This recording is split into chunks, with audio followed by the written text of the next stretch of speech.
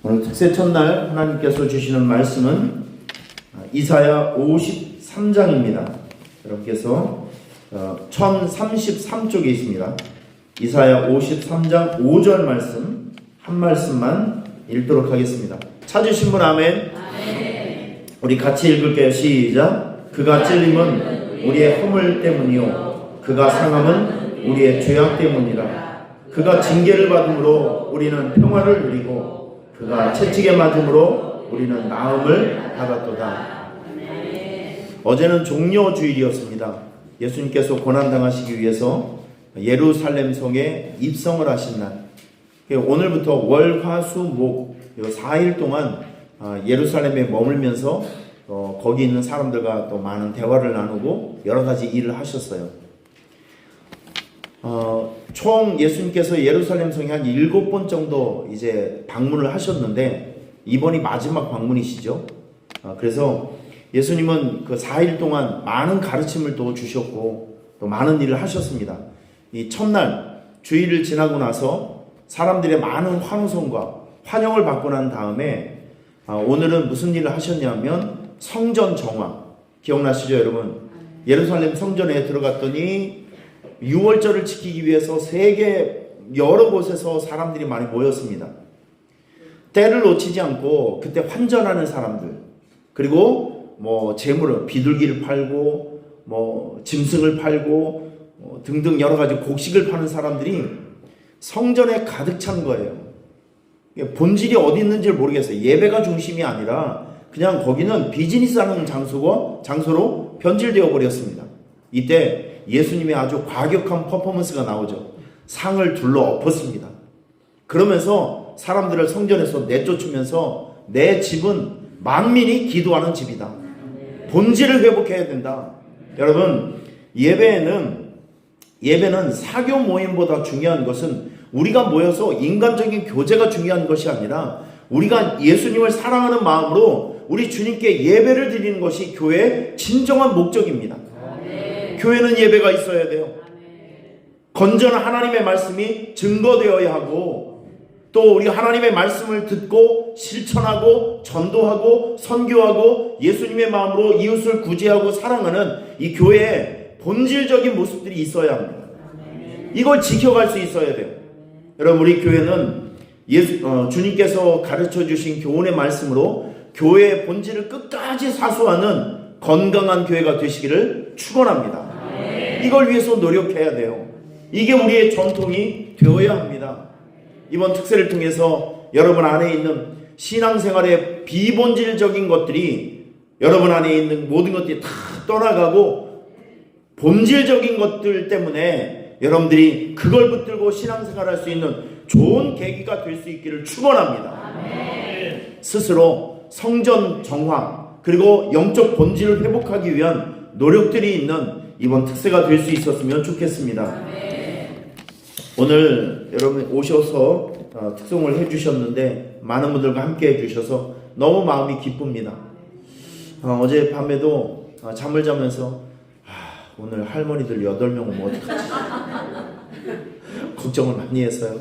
그런데 오늘 이렇게 많은 분들이 오셨고 또 2부 시간에도 더 많은 분들이 함께 해주실 줄 믿습니다. 마음먹기 나름인 것 같아요. 이렇게 한다면 또 우리 할 수 있는 분들이고 할 수 있는 교회라고 생각합니다. 기왕에 시작했으니 토요일까지 언제 하지? 이런 마음으로 하지 마시고요. 내일 하루 나오시면 됩니다. 매일 하루만 나오면 승리할 수 있어요. 그래서 하나님께 칭찬도 받고 개근상장도 받는 여러분 되셨으면 좋겠습니다. 이게 신앙생활의 재미 아니겠어요? 우리 기독교 신앙이 다른 종교와 좀 구별되는 것이 있다고 하면 부활신앙이 있다는 거예요. 다른 종교들을 보면 도덕과 윤리를 많이 강조합니다. 수행을 하고 명상을 하고 자기 성찰을 하고 선행을 합니다. 우리도 출애굽기 모세가 10계명을 통해서 율법을 받았잖아요. 613가지 율법이 생겼어요. 세상의 종교도 다 윤리를 얘기하고 도덕을 얘기하고 또 아픈 사람, 어려운 사람이 있으면 도와줄 것을 이야기를 합니다. 그런데 우리 기독교 신앙에서 아주 독특한 점이 하나 있다고 하면 죽은 자의 부활을 얘기하고 있다는 거예요. 죽은 자의 부활. 여러분들은 천국과 지옥을 믿습니까? 이 천국과 지옥, 우리 육신의 삶 이후에 또 다른 영원한 삶이 시작된다는 것을 우리는 믿어요. 이걸 진리로 믿습니다. 하나님은 사람을 창조하실 때 육체적인 존재로만 창조하신 것이 아니라 육체적인 존재 플러스 그 육체 안에 짐승들이나 다른 생명체가 가질 수 없는 영혼을 주셨어요. 우리가 죽고 난 다음에는 육신은 없어지지만 영원한 생명은 존재합니다. 그 영원한 존재가 영원히 머무는 장소가 바로 지옥과 천국, 하나님이 있는 장소와 마귀가 있는 장소, 이 천국과 지옥이 엄연히 존재한다는 것을 우리는 믿어야 합니다. 이걸 인식하고 살아가야 됩니다. 우리의 영원한 목적지는 세상이 아니라 영원한 생명이 있는 곳, 하나님 나라입니다. 그래서 우리 믿는 사람들이 살아가는 하루하루는 하늘 가는 밝은 길을 걸어가고 있는 거예요. 할렐루야. 기독교 신앙의 탁월한 점은 아까도 얘기했지만 육체의 죽음 이후에 생명의 부활이 있다는 것을 우리는 굳건히 믿습니다. 요한복음 5장에 보면 이런 말씀이 있어요. 선한 일을 행하는 자는 생명의 부활로, 악한 일을 행하는 자는 심판의 부활로 나오리라. 그런데 여기에서 선과 악의 개념이 나오죠. 우리 생각하기에 선, 착한 일하는 거, 윤리적으로 도덕적으로, 그게 아니라 요한복음에 나오고 있는 선한 일이라고 하는 것은 예수 그리스도를 믿는 자입니다. 악한 일이라고 하는 것은 구원자로 오신 예수 그리스도를 배척하고 믿지 않는 겁니다. 여러분들은 예수 그리스도를 삶의 구원자로, 나의 구원자로 믿고 있는 분들이에요. 이렇게 예수를 믿는 사람들에게는 생명의 부활로, 믿지 않는 자들에게는 심판의 부활로 나온다고 기록되고 있어요. 여러분들에게는 나타날 영광이 있습니다. 들어갈 천국이 있습니다. 할렐루야. 이렇게 각박한 세상을 살아가는 여러분들에게 좀 위안이 되었으면 좋겠고 소망이 되기를 축원합니다. 우리는 아버지 집이 있어요. 들어갈 천국이 있습니다. 나에게는 나타날 영광이 있다는 거예요.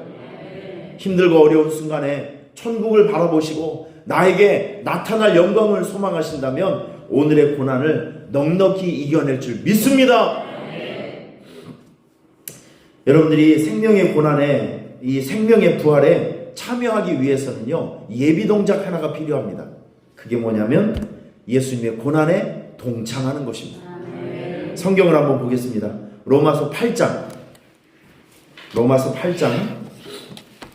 다 한번 찾아보세요. 이거 중요한 말씀이기 때문에. 자, 로마서 8장입니다. 로마서 8장 17절과 18절 말씀을 찾아서 같이 읽도록 하겠습니다. 찾으신 분 아멘. 신약성경 249쪽에 있습니다. 로마서 8장 17절에서 18절. 우리 같이 읽어볼까요? 시작. 자녀이면 또한 상속자 곧 하나님의 상속자여 그리스도와 함께한 상속자니 우리가 그와 함께 영광을 받기 위하여 고난도 함께 받아야 할. 잠깐만요. 우리가 그와 함께 영광을 받기 위해서는 무엇도? 고난도 함께 받아야 한다. 우리가 부활의 영광에 참여하기 위해서는요, 예수 그리스도의 고난에 기꺼이 동참하는 예비 동작들이 필요하다고요. 자, 18절 말씀, 중요한 말씀이에요. 시작. 생각하건대 현재의 고난은 장차 우리에게 나타날 영광과 비교할 수 없도다. 우리가 세상을 살아가면서 예수님의 고난에 동참해서 조금 어렵고 피곤하고 손해보는 것, 이거 너무 억울하게 생각하시면 안 됩니다. 왜냐하면 여러분들에게 나타날, 앞으로 장차 나타날 그 영광은 지금 우리가 이 세상에서 겪을 수 있는, 또 감당할 수 있는 그 고난과 정말 비교할 수 없을 정도로 영광이 크다는 것입니다. 할렐루야. 이게 우리에게 기쁨이 되는 말씀이 된 것을 저는 믿어요. 이 고난에 동참한다는 것은 여러분께서 이렇게 해석을 하시면 잘 적응할 수 있습니다. 예수님의 사역을 예수님의 마음으로 우리도 하는 거예요. 이게 예수님의 고난에 동참하는 것입니다. 다시요. 예수님의 고난에 동참한다는 것은 예수님의 마음으로 예수님의 일을 우리도 같이 해보는 거예요. 예수님께서 세상에 오셔서 무슨 일을 하셨죠? 예, 우는 자와 함께 울어주고 웃는 자와 함께 웃어주고 병자를 고쳐주고 가는 곳곳마다 복음을 전하고 그리스도의 사랑, 하나님의 사랑을 전하고 죄인을 용서하고 병자를 치료하고 중보기도 해주시고 죽기까지 순종을 해주시고 겸손한 마음으로 우리를 섬겨주셨어요. 고난에 동참한다는 것은 이런 예수님의 사역을 예수님의 마음으로 우리도 하면 됩니다. 이게 고난에 동참을 하는 거예요. 오늘 여기 그 금식 헌금을 내신 분들이 있어요. 금식을 하면서 주님의 고난을 동참하며 약한 자들을 돕는 것, 이런 것들이 바로 주님의 고난에 동참한다는 것이죠.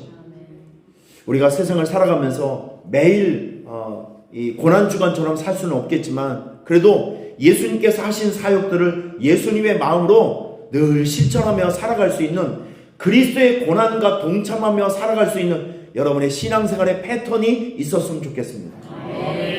이것이 그리스도의 향기를 내뿜는 신앙생활이 되는 거예요.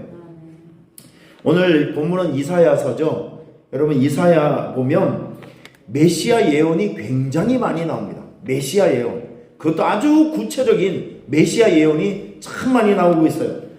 이사야 몇 곳을 한번 찾아봅니다. 이사야 7장을 한번 찾아보세요. 이사야 7장, 너무나도 구체적인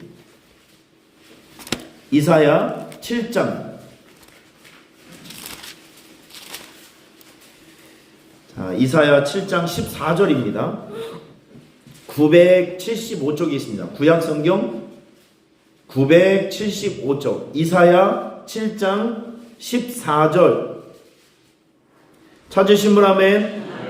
우리 같이 한번 힘있게 읽어보도록 합니다. 시작. 그러므로 주께서 친히 징조를 너희에게 주실 것이라. 보라, 처녀가 잉태하여 아들을 낳을 것이요 그의 이름을 임마누엘이라 하리라. 아멘. 이 말씀은 그대로 마태복음에 나와 있는 말씀이에요.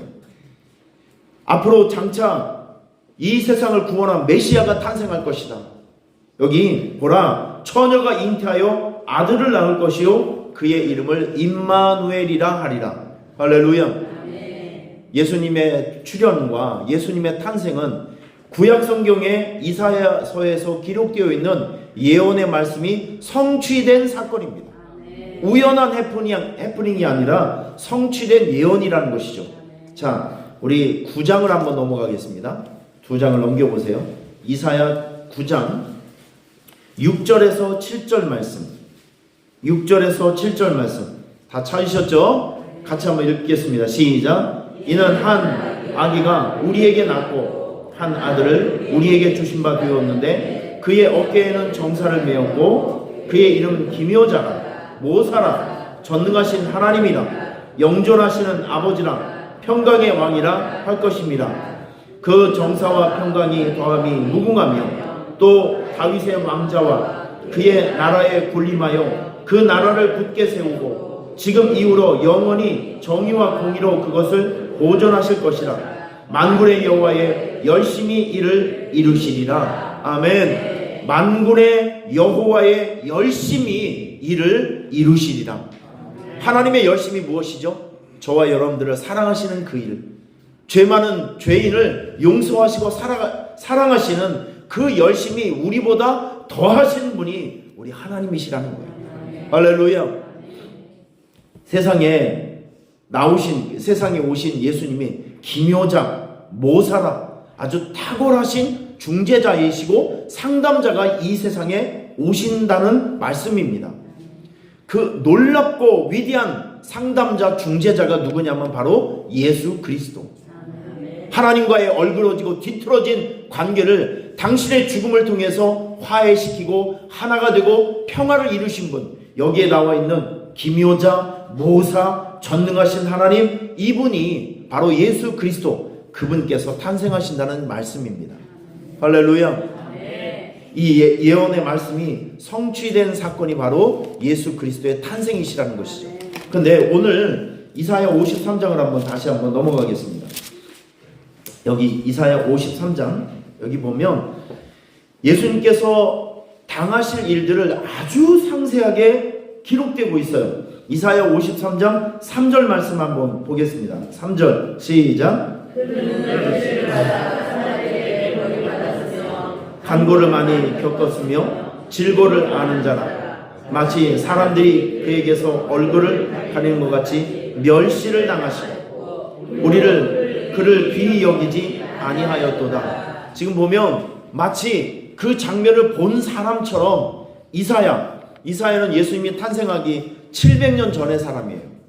그럼 700년 전에 그 사건을 미리 본 사람처럼 너무나도 선명하게 예언의 말씀을 기록되고 있어요.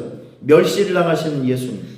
자, 그리고 여기 4절 말씀 같이 보겠습니다. 4절 시작. 그는 실로 우리의 질고를 지고 우리의 슬픔을 담당하셨거늘 우리는 생각하기를 그는 징벌을 받아 하나님께 맞으며 고난을 당한다 하였노라. 유대인들이 예수님에게 돌을 던질 때 저 사람은 신성 모독이다. 하나님을 모독한 사람이다. 예수는 마땅히 죽어야 될 사람이다 라고 외치며 돌을 던지며 예수님을 죽였어요. 저 사람은 죄값 때문에 죽은 사람이다. 의로운 죽음이 아니라 예수라는 사람은 당연히 죽어야 될 사람이 죽은 사람이다. 죽을 사람이 죽은 사람이다 라고 외치면서 예수님을 죽였습니다. 자, 지금 여기 6절 말씀 보겠습니다. 6절 말씀, 6절 7절 말씀, 8절까지 읽어볼게요. 시작. 우리는 다 양 같아서 그릇 행하여 각기 제 길로 갔거늘 여호와께서는 우리 모두의 죄악을 그에게 담당시키셨도다. 그가 곤욕을 당하여 괴로울 때에도 그의 입을 열지 아니하였으며 마치 도수장으로 끌려가는 어린 양과 털 깎는 자 앞에서 잠잠한 양같이 그의 입을 열지 아니하였도다. 그는 곤욕과 신문을 당하고 끌려갔으나 그 세대 중에 누가 생각하기를 그가 살아있는 자들의 땅에서 끊어짐은 마땅히 형벌을 받을 때 내 백성의 허물 때문이라 하였으리니 그는 강포를 행하지 아니하였고 그의 입이 거짓이 없었으나 그의 무덤이 악인들과 함께 있었으며 그가 죽은 후에 부자와 함께 있었도다. 자, 지금 보시면 예수님께서 고난당하시는 이 과정을 정말 여기에서 사진을 본 것 같이 정확하게 기록되고 있습니다. 이런 현장들이 예수님께서 고난당하시고 처형당하시는 이 십자가 사건 속에서 이 말씀이 그대로 다 실현되었어요.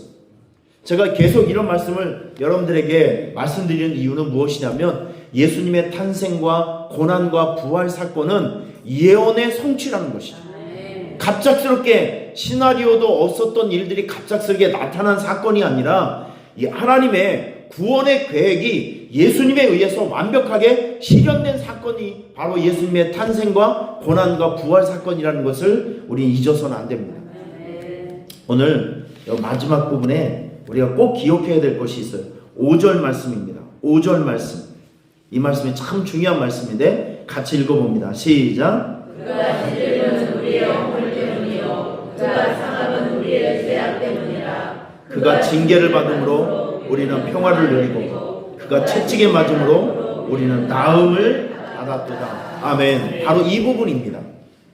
우리 주님께서 고난당하신 이유는 우리의 허물, 그의 상함, 예수님께서 고난당하신 이유는 우리의 허물 때문이다. 우리의 죄악 때문이다. 우리의 잘못 때문이다. 우리의 허물 때문이다.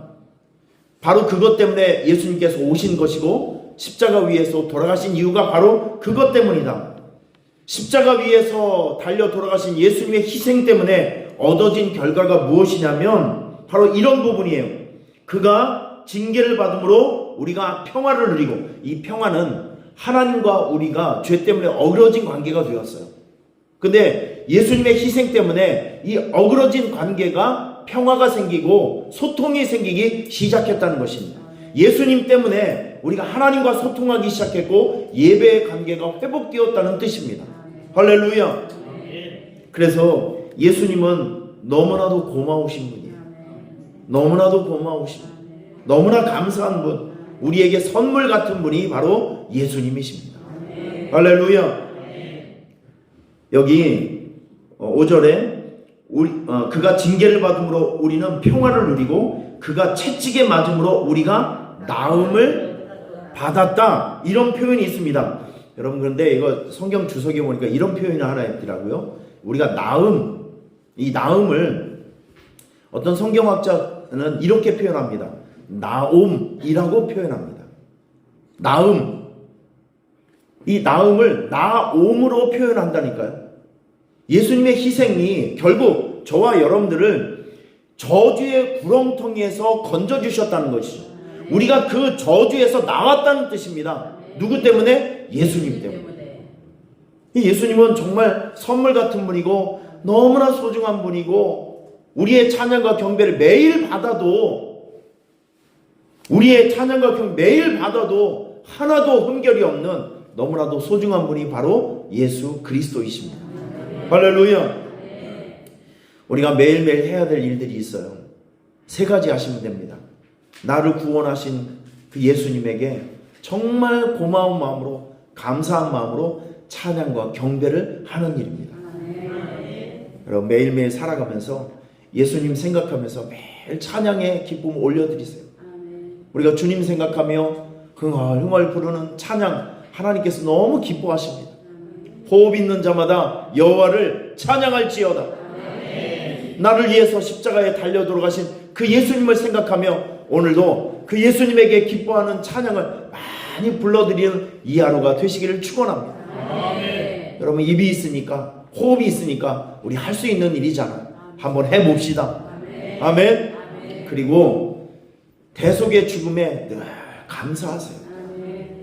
있는 것, 내가 돈이 있어서 감사가 아니라, 건강이 있어서 감사가 아니라, 어쩌면 그 예수님께서 나 같은 사람을 위해서 오셔서 나 같은 죄인을 위해서 죽어주셨을까, 그것만 생각하며 억장이 무너지고 가슴이 떨리며 감사한 일 아니겠습니까?